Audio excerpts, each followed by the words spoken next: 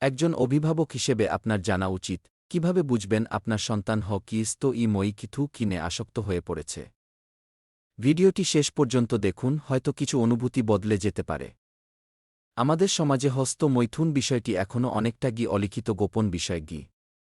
কিন্তু বাস্তবতা হল, শিশু ও কিশোরদের একটি বড় অংশ অল্প বয়সেই এই অভ্যাসে জড়িয়ে পড়ে।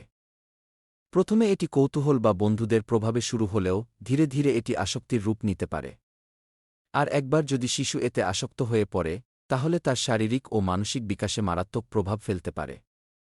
অভিভাবকদের জন্য সবচেয়ে জরুরি হল সন্তানকে দোষারোপ না করে বিষয়টি খোলামেলা বোঝা এবং সঠিক সময়ে পদক্ষেপ নেওয়া। এখন প্রশ্ন হচ্ছে, কোনো লক্ষণ দেখে বুঝবেন যে আপনার সন্তান মৈথুনে আসক্ত হয়ে পড়েছে? ১. অতিরিক্ত একাকিত্ব ও গোপনীয়তা। হস্তমৈথুনে আসক্ত কিশোররা প্রায়ই একা থাকতে চায়। নিজের ঘর তালাবদ্ধ রাখা, দীর্ঘ সময় বাথরুমে থাকা, মোবাইল বা কম্পিউটার ব্যবহারে গোপনীয়তা রক্ষা করার প্রবণতা দেখা দিতে পারে। ২. শারীরিক ক্লান্তি ও দুর্বলতা। অতিরিক্ত হস্তমৈথুন শরীরকে দুর্বল করে ফেলে। সন্তান যদি হঠাৎই সবসময় ক্লান্ত দেখায়, চোখের নিচে কালি পড়ে যায়, পড়াশোনায় মনোযোগ হারায়, তাহলে সতর্ক হন। ৩. মেজাজ খিটখিটে হয়ে যাওয়া। হস্তমৈথুনের আসক্তি শুধু শরীর নয়, মস্তিষ্কেও প্রভাব ফেলে। ফলে সন্তান রাগী, বিরক্তিকর, অবসাদগ্রস্ত বা আত্মকেন্দ্রিক হয়ে পড়তে পারে। ৪. যৌন বিষয়ে অস্বাভাবিক আগ্রহ। অল্প বয়সেই যৌন বিষয়ে অতিরিক্ত কৌতূহল, যৌন ইঙ্গিতপূর্ণ কথা বলা, অশ্লীল ছবি ভিডিওতে বাড়তি আগ্রহ দেখানো ইত্যাদি লক্ষণ আসক্তির দিকেই ইঙ্গিত দেয়।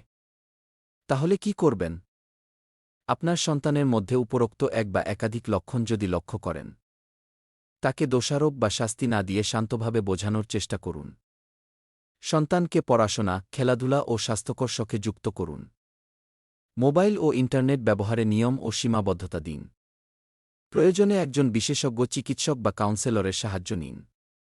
মনে রাখবেন, হস্তমৈথুনের আসক্তি থেকে বেরিয়ে আসা একদিনে সম্ভব নয়।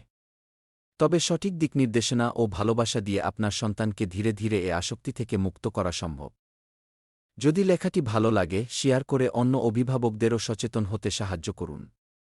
আপনার একটি শেয়ার অন্য কারও সন্তানের জীবনে ইতিবাচক পরিবর্তন আনতে পারে।